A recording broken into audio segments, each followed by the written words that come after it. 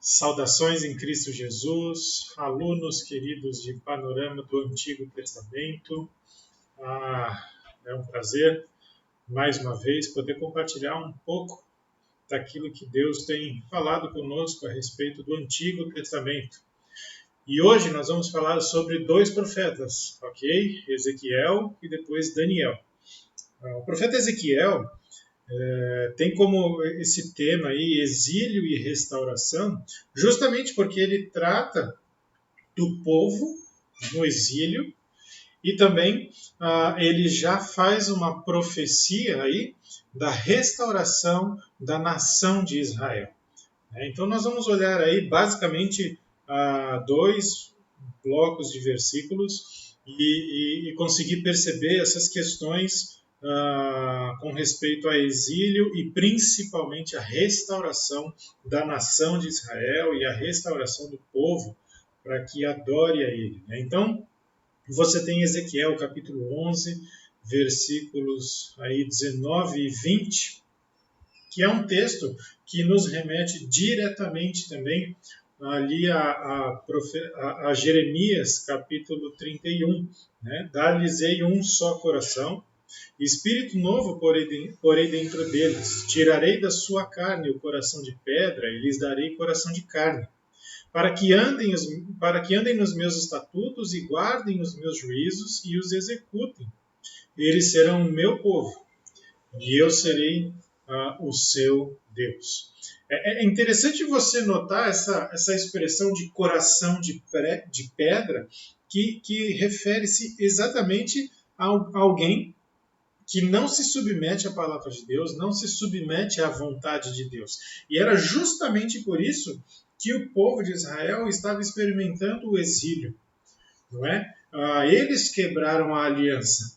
E normalmente, né, a aliança é bênção de Deus, mas quando existe uma quebra, aí então você experimenta toda a dor e todo o sofrimento por causa da quebra, até que Deus venha e restaure o povo, no caso, e a pessoa. Okay? Então, quando nós olhamos para um só coração e um novo espírito, estou voltando só para você entender, realizei um só coração e um espírito novo, né? Nós olhamos aí para todo o aspecto do interior do povo de Israel, né?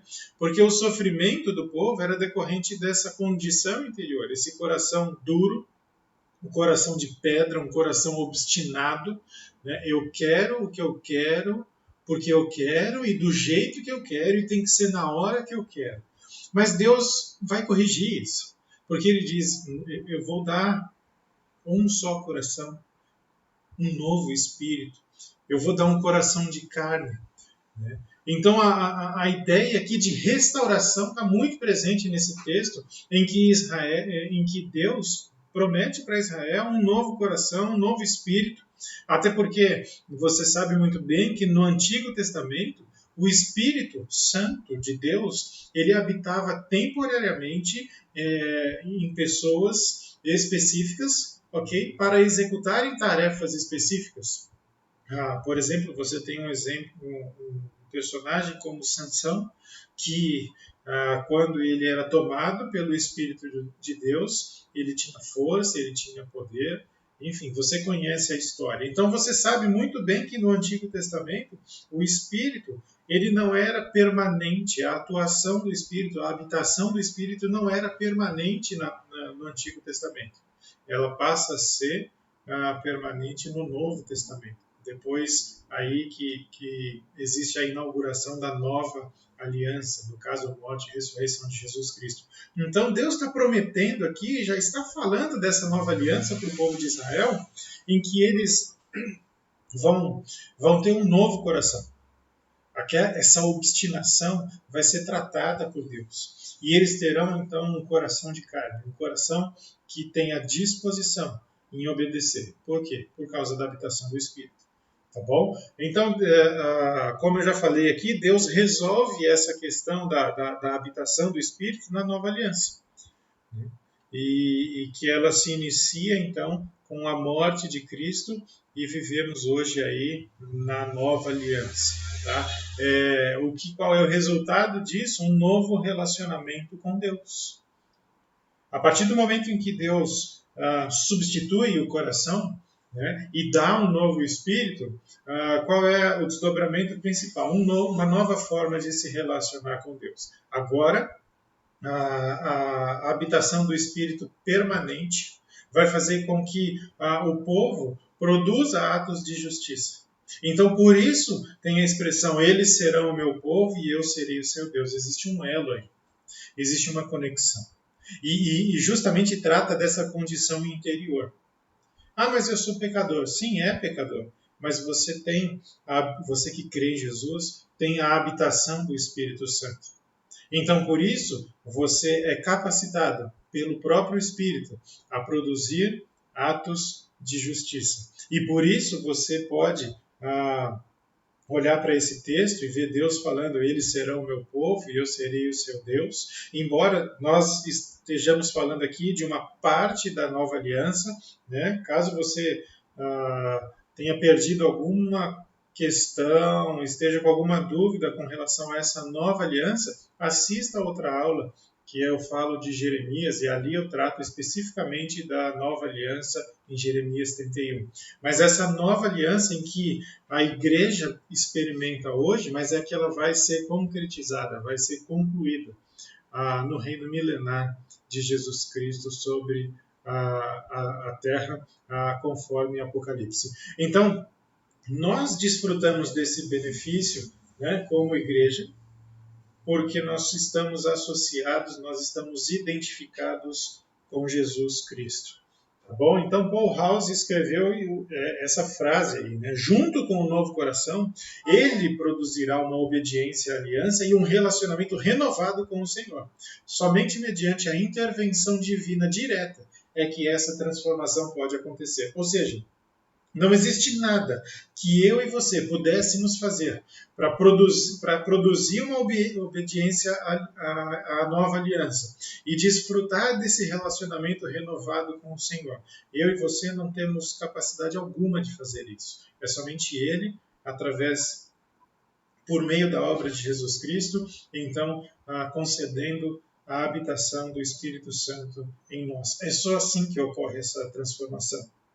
Então, por isso, tudo isso vem da parte do próprio Deus para o seu povo, expressão da sua graça, do seu amor, do seu perdão, da sua misericórdia para mim e para você hoje, e que se revelará a Israel, concluirá a nova aliança para Israel lá no reino milenar de Jesus Cristo. Agora, Ezequiel 36, 33 a 36, que é o texto-chave do livro, né, e aqui fala muito dessa restauração agora de Israel como nação.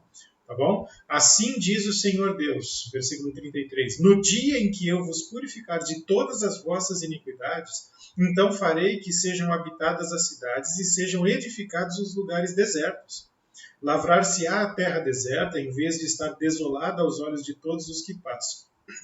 Dir-se-á, esta terra desolada ficou como o jardim do Éden. Gente, o que é isso? As cidades desertas, desoladas e em ruínas estão fortificadas e habitadas.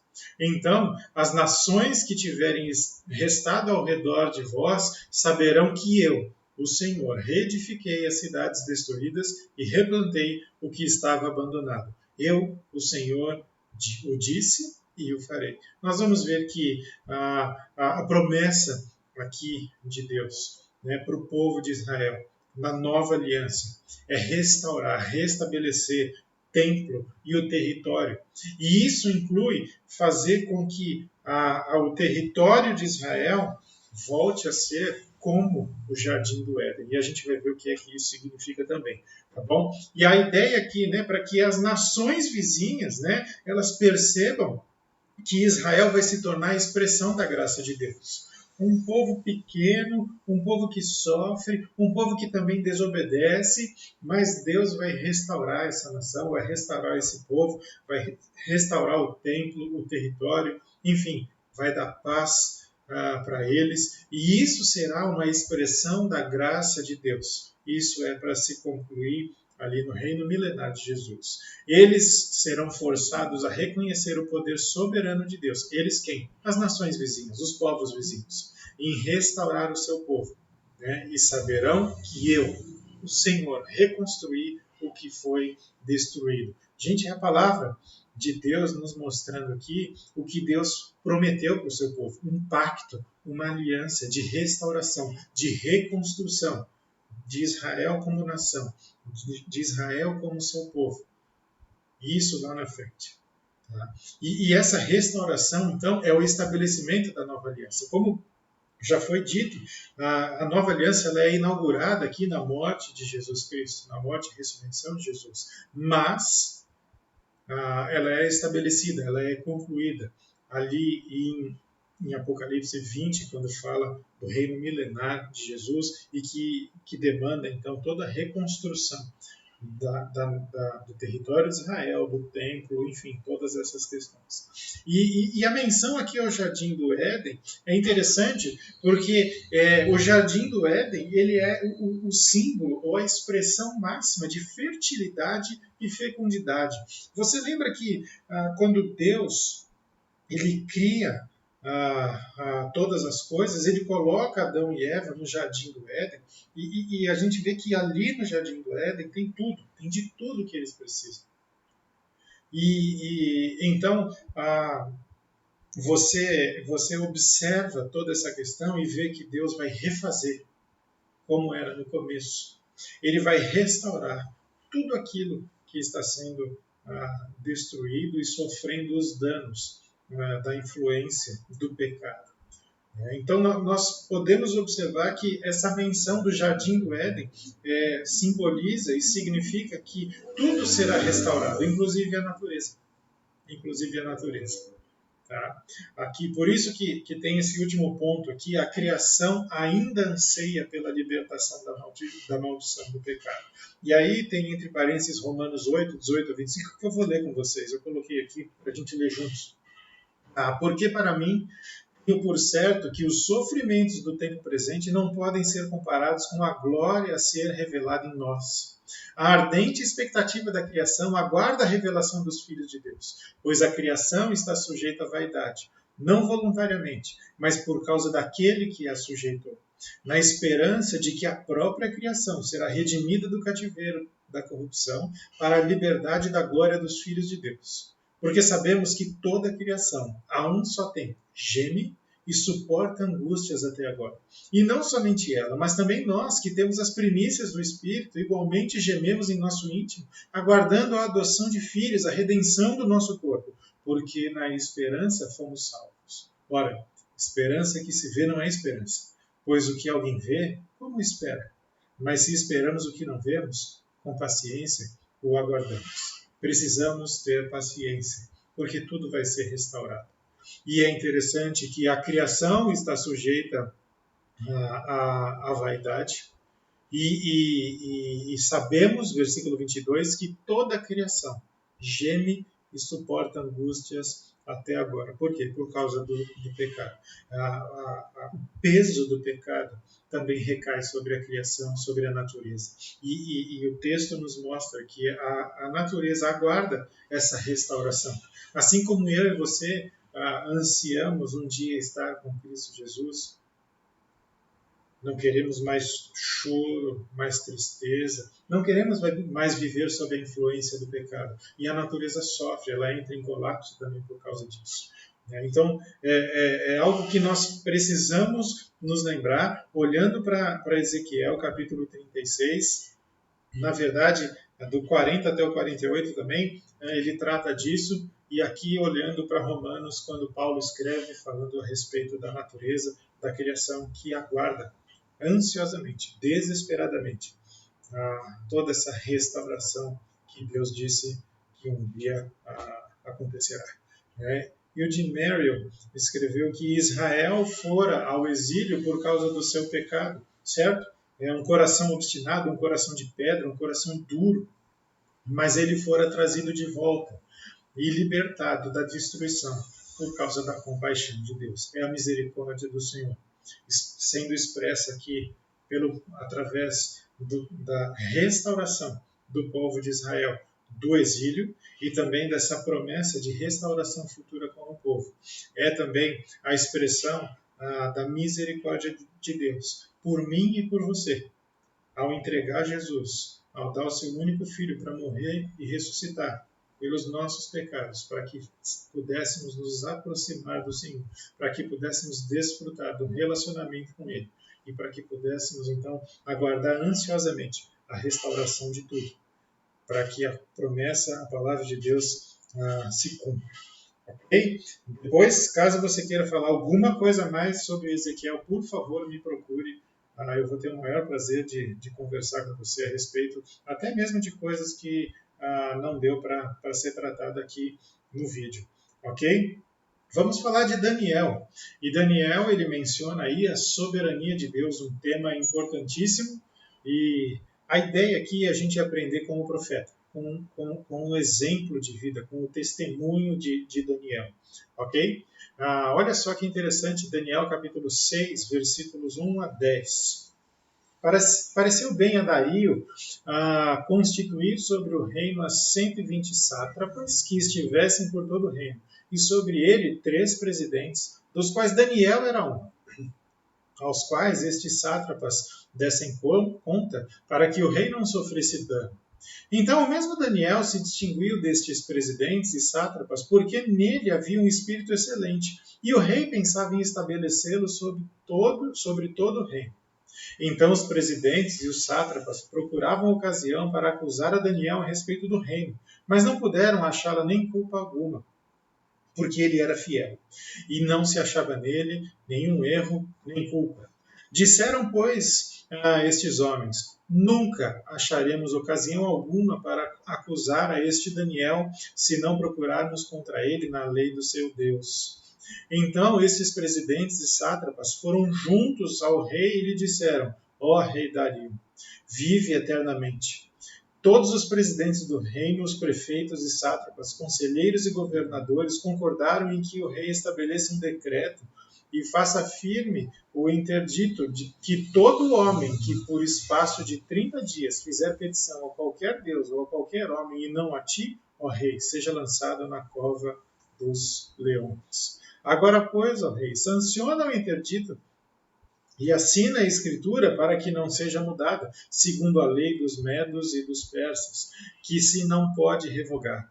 Por esta causa, o rei Dario assinou a escritura e o interdito. Daniel, pois, quando soube que a escritura estava assinada, entrou em sua casa e em cima, no seu quarto, onde havia janelas abertas do lado de Jerusalém. 3 vezes por dia se punha de joelhos e orava e dava graças diante do seu Deus, como costumava fazer. Primeira coisa aqui que eu gostaria de observar com você a respeito do versículo 10. Quando Daniel fica sabendo que o documento havia sido assinado, e ele teria aí pela frente uma luta muito grande, porque ele não se dobraria a ninguém, senão o próprio Deus. Tudo bem que você conhece a história, tá? Mas é interessante você observar a postura que ele toma. Ele não foi procurar advogado, ele não foi procurar ninguém. Ele foi buscar Deus, ele foi orar. E isso é muito importante e diz muito a respeito do caráter de Daniel. Nós precisamos levar essas coisas em conta e respondermos algumas perguntas, e uma delas seria: quando surge alguma questão difícil para você, a quem você recorre?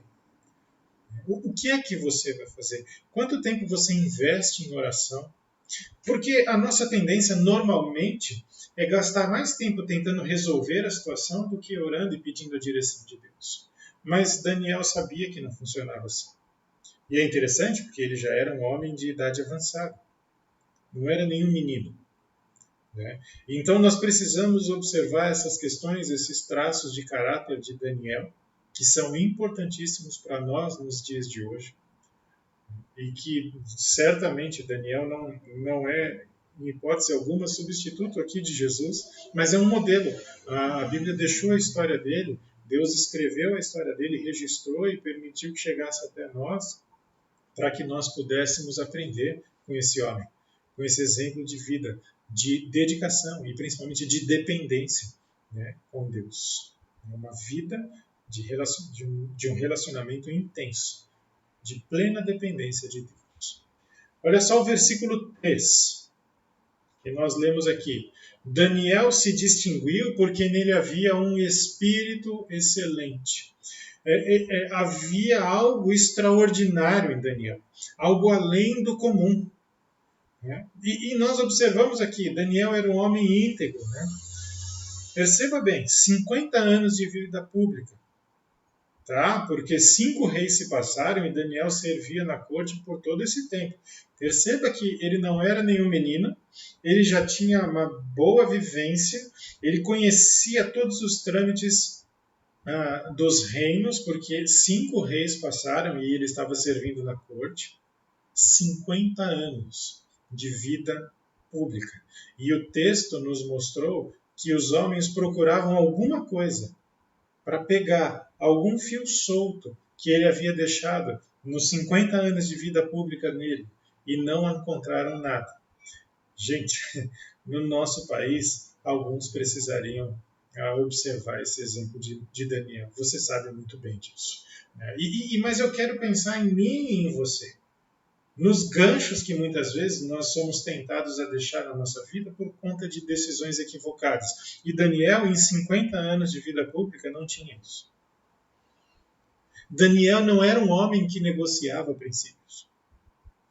Daniel cria em Deus, conhecia a palavra de Deus, porque só obedece quem conhece, e então ele não negociava, não abria mão dos seus princípios. E você conhece bem a história, e você sabe que ele estava disposto e se dispôs a morrer por Deus para preservar a sua integridade, sem negociar princípios, sem dar jeitinho, sem fazer, não é bem assim, tem uma cláusula de exceção aqui, esse assunto não é tão claro. Não, Daniel não negociava princípios.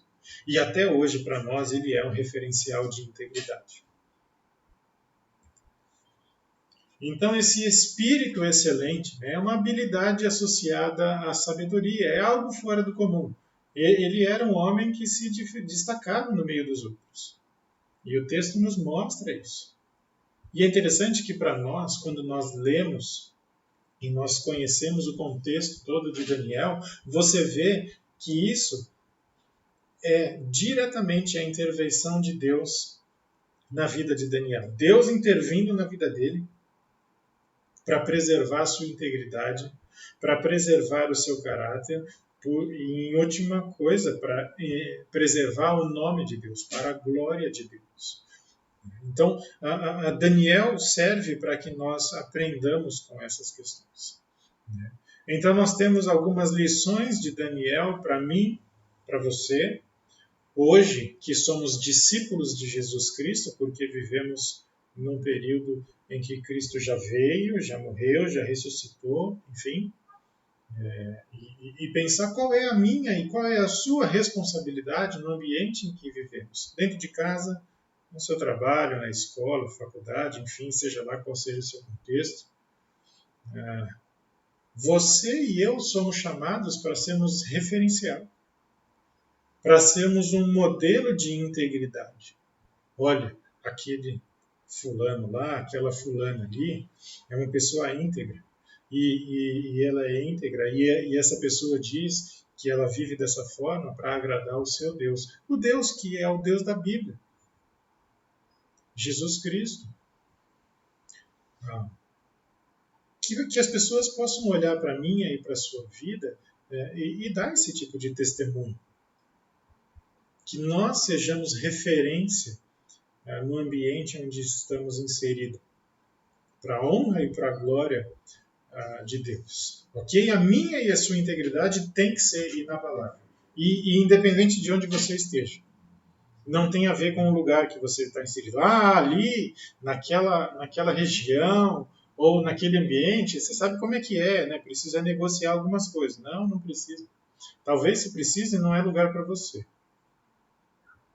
E nós precisamos pensar nisso. Porque Daniel, 50 anos de carreira, vida pública, ninguém achou nada. Nada. Né? É o que o texto nos conta, é o que a história nos conta, é o que Deus nos conta a respeito de Daniel. Então, pense nisso. Por mais baixo que as pessoas joguem com você, não jogue o jogo delas. Ok? Busque agradar a Deus. Independente do que as pessoas estão dizendo ou fazendo contra você. Não negocie os seus princípios por causa de algo ou alguém. As circunstâncias não podem jamais definir as suas decisões. As circunstâncias não podem jamais fazer com que você negocie os seus princípios. Você precisa sempre se lembrar de que você serve a um Deus que é capaz, que é poderoso o suficiente para lidar com tudo o que você passa. Percebe a diferença? Muitas vezes, como eu falei no começo aqui de Daniel, né? Muitas vezes nós tentamos resolver, encontrar os meios de resolver os nossos problemas e desconsideramos o primeiro passo, que é se colocar diante de Deus em oração, pedir sabedoria e direção para ser guiado, conduzido por Deus pelos caminhos certos e tomar as melhores decisões baseadas e fundamentadas na palavra de Deus. Lembre-se disso, ok? Lembre-se disso. Agora o texto-chave aqui de Daniel, nós estamos falando a respeito da soberania de Deus aqui em Daniel, né? O texto de Daniel 4, 34 e 35 diz o seguinte: Mas ao fim daqueles dias, eu, Nabucodonosor, levantei os olhos ao céu, tornou-me a vir o entendimento e eu o bendisse. E eu bendisse o Altíssimo, e louvei e glorifiquei ao que vive para sempre, cujo domínio é sempre eterno, e cujo reino é de geração em geração. Todos os moradores da terra são por ele reputados em nada. E segundo a sua vontade, ele opera com o exército do céu e os moradores da terra. Não há quem lhe possa deter a mão, nem lhe dizer: que fazes? Percebam aqui Nabucodonosor, que era um homem extremamente arrogante, extremamente orgulhoso, que mandou construir uma estátua para que as pessoas adorassem ele. E olha que conveniente, né? Quando ele levantou os olhos ao céu, o entendimento voltou. Ou seja, ele caiu em si, ele percebeu contra quem ele estava tentando lutar, que era o Deus de Daniel, né? O nosso Deus. Mas é interessante, né? Quando ele percebe o tamanho, o poder, a majestade, a glória de Deus, volta o entendimento. Que bom. Graças a Deus por isso. Agora, você pensa que um homem arrogante, né, que havia buscado honra e glória para si mesmo, agora reconhece que o Senhor, que o Altíssimo vive e vive para sempre. Ele é um Deus eterno. Nabucodonosor também conheceu e reconheceu a vontade irresistível de Deus. Né? Deus faz aquilo que lhe agrada com tudo que existe, com os poderes dos céus, com os povos da terra, enfim, Deus é o soberano, ele tem o controle sobre todas as coisas. Nabucodonosor confessou também que o homem é responsável perante Deus, não Deus perante o homem, pois ninguém pode impedir Deus e ninguém tem o direito de questioná-lo. Isso é muito interessante, porque às vezes, até mesmo pessoas como eu e você, e eu quero dizer pessoas que creem em Jesus Cristo, questionamos a Deus. E nós não temos o direito de questionar a Deus. Porque às vezes eu me vejo no direito de falar, olha, isso aconteceu comigo, por que Deus está fazendo isso? Mas muitas vezes o erro é meu, o problema é meu. Às vezes acontece sem eu ter feito nada, é verdade. Mas eu preciso me lembrar que na sua soberania, Deus quer o melhor para mim, Ele tem o melhor para mim, E qualquer coisa que acontece na minha vida é para me aperfeiçoar, para tornar o meu caráter mais parecido com o de Jesus Cristo. Essa é a soberania de Deus, o controle que Ele tem sobre todas as coisas. Ele faz tudo conforme lhe agrada. Agora, pensando no orgulho do homem, é interessante essa frase de Culver, né? Nada é mais insano do que o orgulho humano, e nada é mais sóbrio e sensato do que louvar a Deus. Já parou para pensar como o orgulho, o meu e o seu orgulho, é de fato algo insano?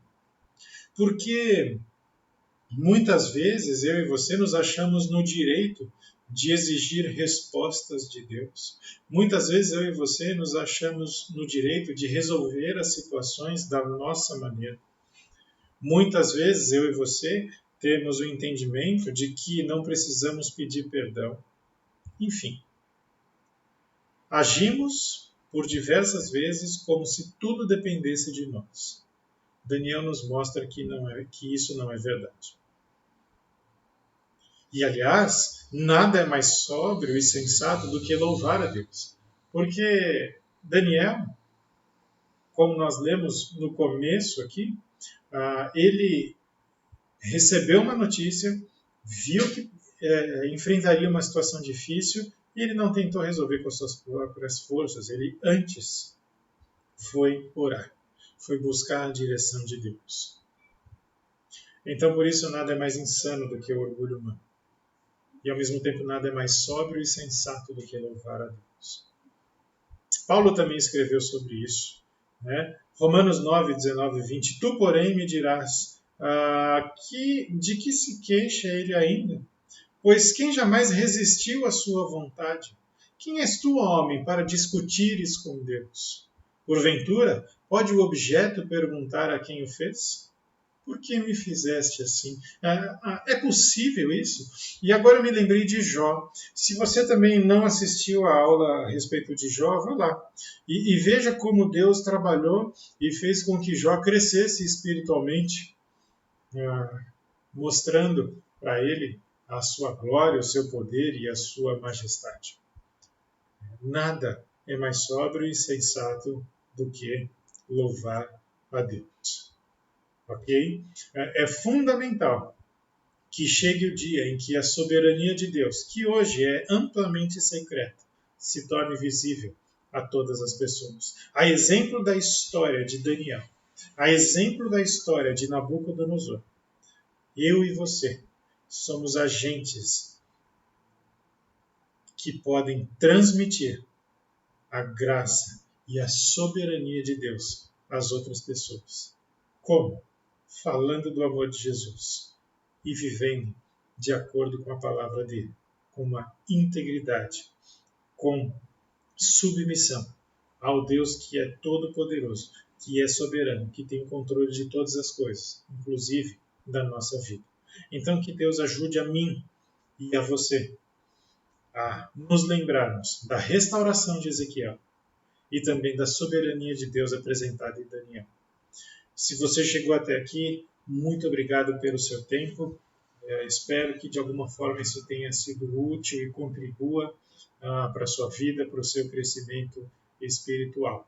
Que Deus continue te abençoando e, se precisar, entre em contato que eu estarei sempre à disposição. Forte abraço.